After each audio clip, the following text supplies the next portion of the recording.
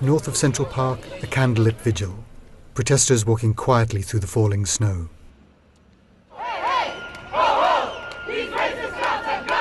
On Fifth Avenue, marchers chanting slogans demanding justice for Eric Garner and other black men killed by police.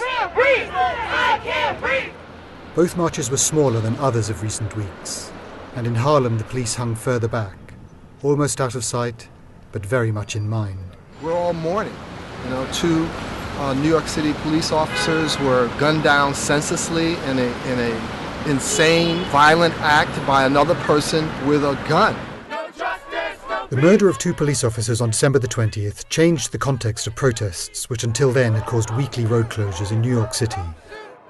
Within hours of the shootings, one police union leader blamed the mayor, accusing him of encouraging protests that had seen some marchers taunting police and worse. How many kids you killed today? We tried to warn. It must not go on. It cannot be tolerated.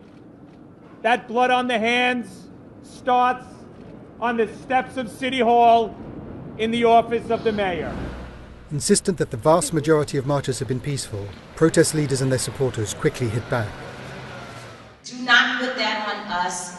People who are demonstrating peacefully on the streets that want justice for Eric Garner, and those who want justice for our young people and want police accountability, we do not accept anything that happened yesterday as being right or being normal. It is wrong. We know it's wrong. We've said it is wrong. When you find people saying that the blood of the dead police officer on the hands of the mayor, on the hands of the protesters, that is creating a toxic environment where some people may be reckless in their emotion and do something that is completely insane.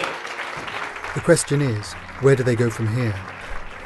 At the place where one campaign began, Benjamin Carr is a frequent presence on the Staten Island sidewalk where his stepson Eric Garner was filmed dying in the summer after being wrestled to the ground in a police chokehold, complaining, "I can't breathe."